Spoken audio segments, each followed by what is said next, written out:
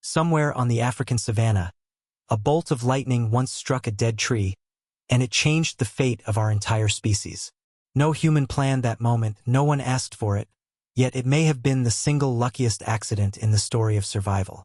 For most of human history, staying alive depended less on strength and more on being in the right place at the exact right second. A single lucky discovery, stumbled upon by accident, could feed a family for a season or change the direction of an entire tribe. Today we tend to imagine our ancestors as constantly struggling, cold, hungry, and one step from disaster at every turn.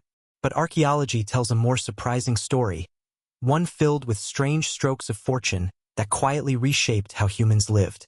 By the end of this video, you will understand which accidental discoveries mattered most, and why researchers still study them today.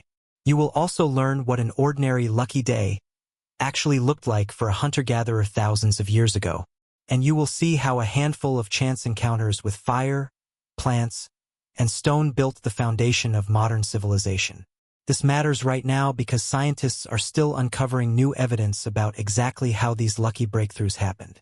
Recent excavations in Africa, Europe, and Asia are rewriting the timeline of when humans first controlled fire, farming, and medicine. Later in this video, I will explain how one chance encounter with burnt meat may have reshaped the human brain. I will also explain how a single poisoned plant, eaten by accident, eventually became one of humanity's first medicines. And I will show you why some anthropologists believe pure luck mattered just as much as intelligence in early human survival. Let's start with the biggest myth of all, the idea that early humans deliberately invented fire through careful experimentation. In reality, most researchers believe our ancestors first encountered fire the same way most animals do, through natural wildfires. A lightning strike, a volcanic eruption, or a spark from dry grass rubbing together could ignite a blaze without any human involvement. Early hominins likely watched these fires from a safe distance, terrified, the same way a herd of gazelle would flee in panic.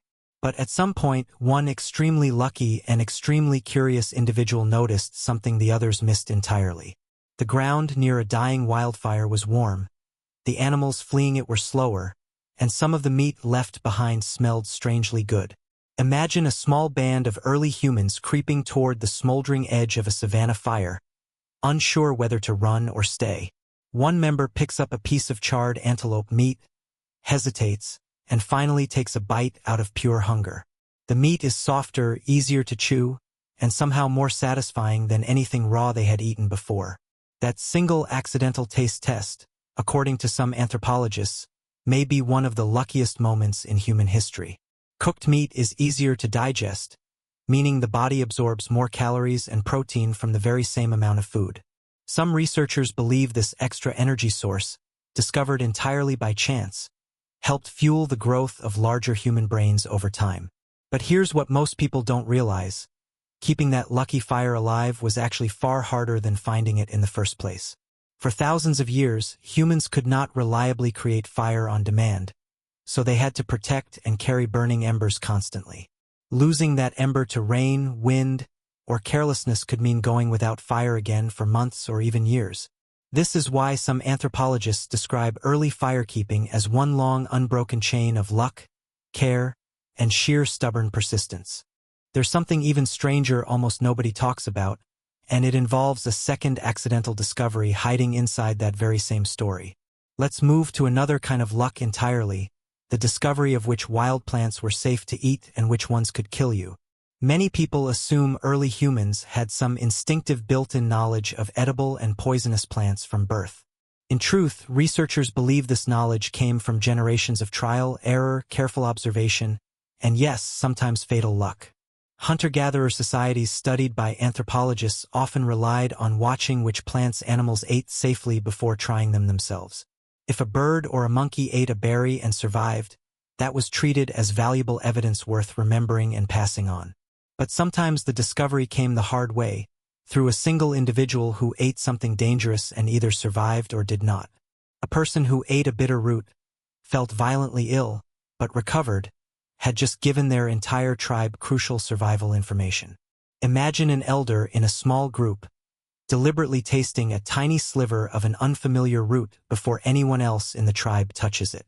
If nothing happens after a full day of watching and waiting, the group slowly, cautiously, begins to trust that plant as food. This careful testing process, still observed today among some remaining hunter-gatherer communities, could take generations to fully complete for a single region. Anthropologists studying groups like the Hadza in Tanzania have documented deep oral knowledge about hundreds of edible and medicinal plants. Some of that knowledge traces back to individual lucky or unlucky encounters passed down as stories for thousands of years. One particularly lucky discovery involved willow bark, which many ancient cultures independently found could ease pain and reduce fever. Modern science later confirmed that willow bark contains a natural compound closely related to the active ingredient in modern aspirin. Ancient Egyptian, Greek, and Native American healers all arrived at similar remedies, likely through generations of careful accidental observation. That means one person's lucky decision to chew on a specific piece of bark eventually echoed forward into modern medicine cabinets. But here's what most people don't realize. Some of the very best medicine our ancestors found came from mistakes involving mold and rot. Ancient healers in several cultures noticed that certain moldy substances, applied to wounds, seemed to prevent infection rather than cause it. Centuries later, scientists identified natural antibiotic properties in some of those same molds, echoing what early healers had stumbled onto by accident. This pattern shows up again and again throughout prehistoric life, where an unplanned mistake becomes a turning point for entire communities. Now let's talk about a different kind of luck entirely: the discovery of water and shelter in the middle of a deadly journey. Many early human migrations out of Africa depended on finding oases, rivers, or caves at exactly the right moment. Archaeologists studying ancient migration routes have found evidence that some groups survived brutal droughts only because they stumbled upon hidden water sources. Imagine a small band of travelers, exhausted and dehydrated, cresting a rocky ridge after days without finding a single drop of water. Below them, completely unexpected, lies a hidden spring feeding a small green valley surrounded by protective cliffs. That single lucky sighting could mean the difference between a group's survival and its complete disappearance from the historical record. Caves like those found at Blombos in South Africa provided ancient humans with shelter, safety, and protection from predators and harsh weather. Some caves also happened to contain natural pigments like ochre, which early humans later used for art, ritual, and symbolic meaning. Finding a cave rich in ochre deposits was not planned, yet it directly shaped some of humanity's earliest artistic and spiritual traditions. There's something even stranger almost nobody talks about, and it involves the accidental discovery of metal thousands of years before the Bronze Age officially began. Let's look at one final major stroke of luck: the discovery of workable metal hidden inside ordinary-looking rocks.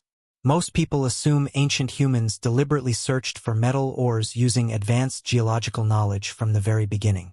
In reality, early metalworking likely began when someone accidentally dropped a strange-colored rock into an unusually hot cooking fire.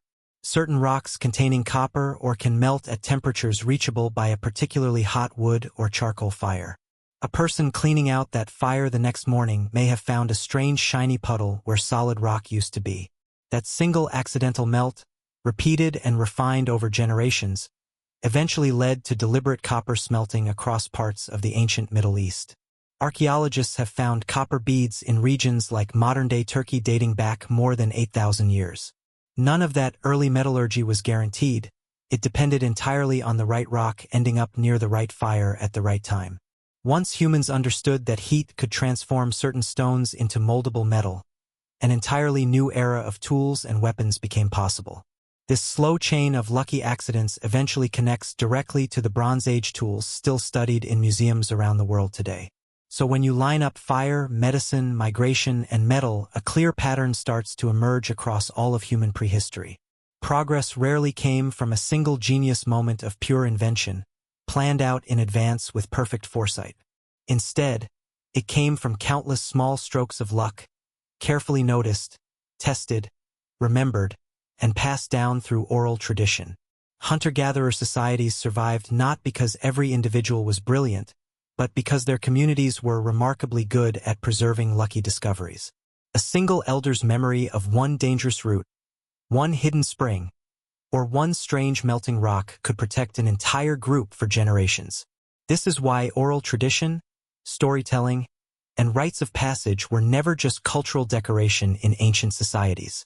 They were the actual technology our ancestors used to store and transmit life-saving information across time. Modern researchers studying groups like the Hadza and the Sand People describe this shared knowledge as a form of collective survival memory. Losing an elder in these societies could mean losing decades of accumulated lucky discoveries all at once. That is part of why elders were treated with such deep respect in so many ancient and tribal cultures around the world. Their memories were, quite literally, the difference between a community thriving and a community vanishing without a trace. So the next time you use a painkiller, cook a meal, or drink clean water, remember where that convenience truly began. It began with an accident, a risk, a moment of pure unplanned luck, noticed by someone paying very close attention. Fire came from a wildfire nobody controlled. Medicine came from a poison nobody expected to heal. And metal came from a rock nobody meant to melt.